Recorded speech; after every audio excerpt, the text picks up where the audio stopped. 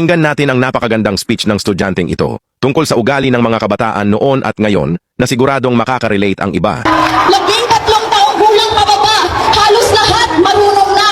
Tapos kapag napuntis ng maaga, sa magulang ipapaalaga. Karamihan na kasi sa mga kabataan ngayon, menor de edad pa lang, ay buntis na. Tapos kawawa siyempre mga magulang na naman. Kabataan noon, hangin, tsinelas at pamalo lang ang kinakatukutan. Kabataan ngayon, kung makasagot, wagas at makapaglayas, akala mo may kaya ng ipamalas. Kabataan ngayon, bukso ng damdamin ang laging pinapairal, pero walang oras sa pag-aaral. Pag-uwi ng bahay, diretso agad sa galaan. Tapos mas galit pa pag pinagsasabihan. Yan na talaga ang ugali ng ibang mga kabataan ngayon. Noon, tignan mo lang ang mga bata tatahimik na yan. Pero ngayon, sila pa ang may ganang magalit kapag pinagsasabihan mo. Karamihan ngayon, wala nang dignidad, respeto at prinsipyo. Basta makasabay lang sa uso, walang pakialam kahit makasakit pa ng ibang tao. Tropa? Barkada? Yan na ang sinusunod nila. Yan na ang pinapakinggan nila. Na hindi man lang naisip ang hirap ng mga magulang, may taguyod lang ang kahirapan. Real talk talaga. Mga kabataan ngayon mas inuuna na ang mga barkada at mas mabait pa sila kapag sa mga barkada nila. Pero pagdating na sa mga magulang nila, wala na silang respeto. Sa bawat tingin nyo ng pera pambili ng kolorete at pampaganda, sa bawat kupit nyo o pang-computer, sa tabing kalsada ay katumbas ng pawis, dugo at luha na dulot na hirap na tiniis, may bigay lang ng magandang kinabukasan ang nasabing kabataan. Nasubukan nyo na ba silang pagmasdan?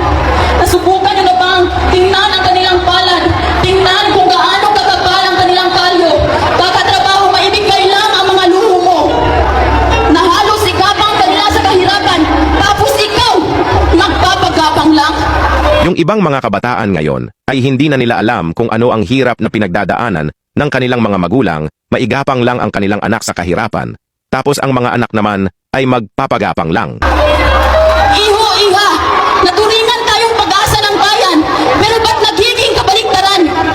Bakit parang tayo pa yung nagiging problema sa lipunan? Oo, kabilang na rin ako sa bagong henerasyon na ito. Ngunit wala pa rin akong makitang sapat na dahilan. Kasi may sarili tayong kaisipan para ito'y maiwasan. Ika nga, pag gusto, may paraan. Pag ayaw, may dahilan. Pero teka lang! Baka kasi kayo'y natatamaan at sabihin nyo, masyado akong naglinis-linisan. Pasensya na.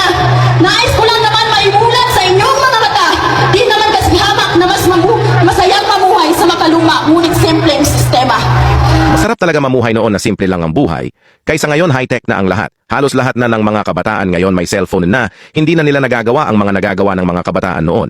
Na ngayon, malaki ang pinagkaiba dahil sa makabagong teknolohiya. Talagang nakakaantig at nakakagising ang mensahe ng estudyanteng ito.